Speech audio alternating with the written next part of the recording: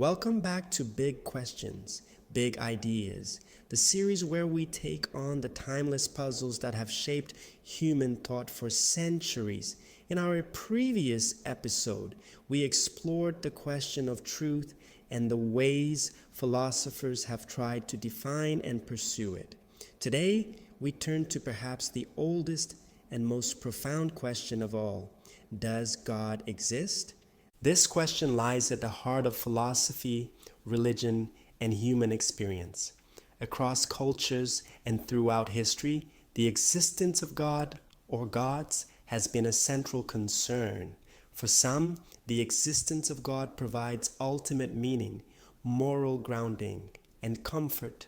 For others, the absence of God leads to new forms of freedom, responsibility, or even despair.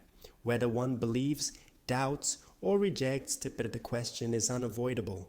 Philosophers have long tried to tackle this question using reason and argument, rather than relying only on faith or tradition. These arguments don't always lead to definitive answers, but they frame the conversation in ways that continue to influence philosophy, theology, and even science today. Let's explore the classical arguments for God's existence, followed by some modern critiques and perspectives. The Ontological Argument. The first classical argument is known as the Ontological Argument, most famously proposed by Saint Anselm in the 11th century. Anselm's reasoning is abstract but powerful. God is defined as that being than which nothing greater can be conceived. If God exists only in the mind, then we can imagine something greater, namely a God who exists in reality. Therefore, Anselm concludes God must exist in reality. This argument has fascinated philosophers for centuries.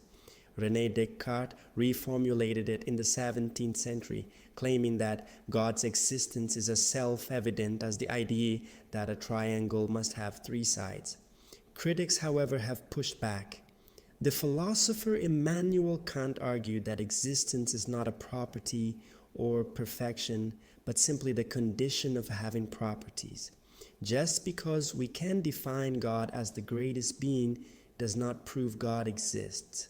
Nonetheless, the ontological argument continues to inspire debate and has been revived in modern philosophy with new logical formulations.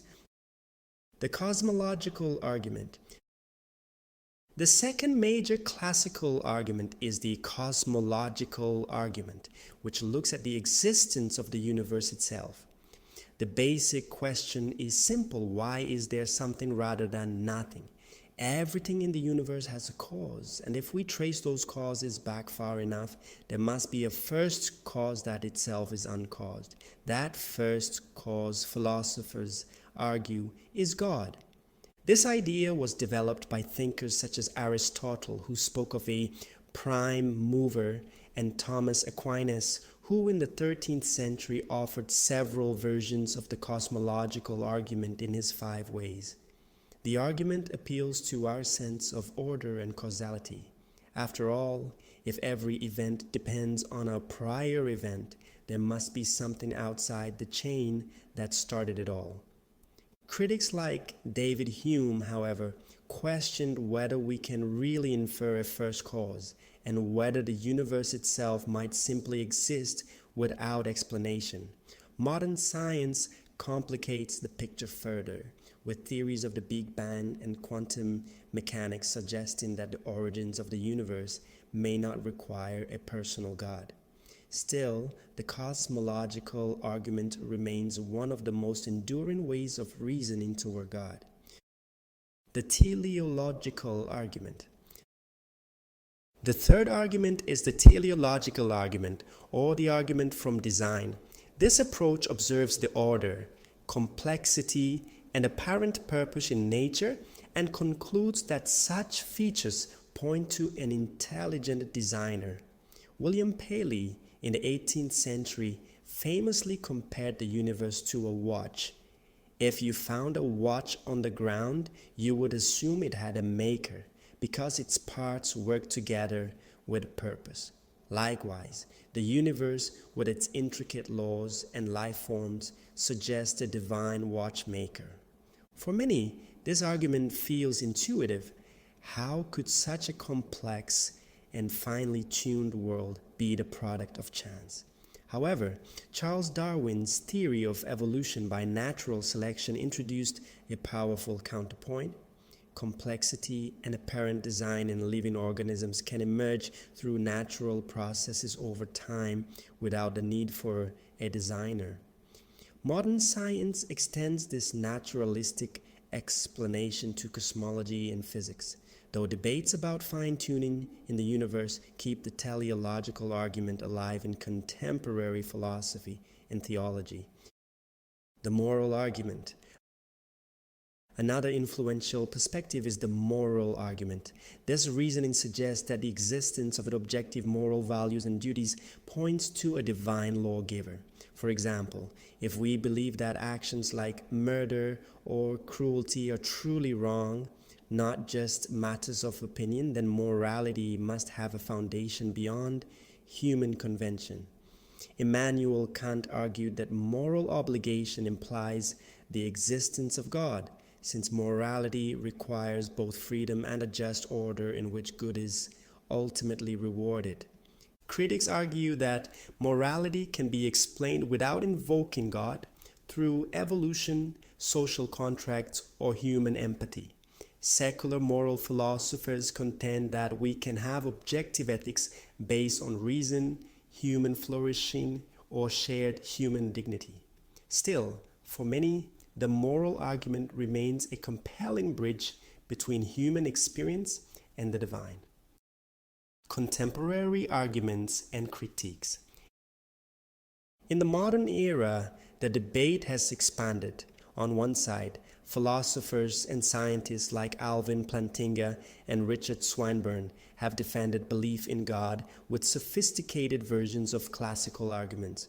Plantinga's free will defense, for example, responds to the problem of evil by arguing that a world with free beings is more valuable than one without freedom, even if it allows for suffering.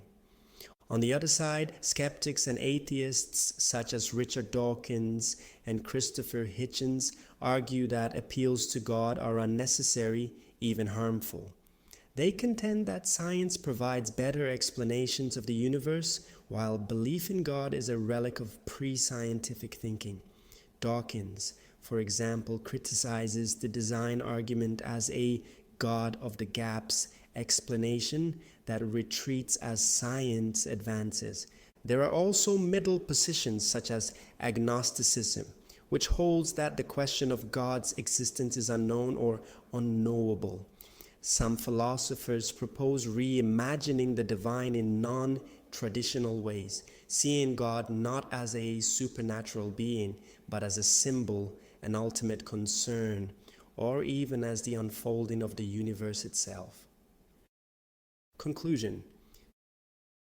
So does God exist? Philosophy has given us many arguments, but no single answer. The ontological argument appeals to pure reason, the cosmological to origins, the teleological to order, and the moral argument to ethics. Each has strengths, each has weaknesses, and none compels universal agreement. Yet, the question itself endures. For believers, arguments may strengthen faith. For skeptics, they sharpen their critique. For seekers, they open doors to deeper reflection. Whether one accepts or rejects the existence of God, the debate forces us to wrestle with the biggest questions. Why is there something rather than nothing? What grounds morality? What gives the universe meaning? In the end, perhaps the value lies not only in the answers, but in the asking. To ask whether God exists is to engage with the very limits of human reason, to confront mystery, and to explore what it means to be human.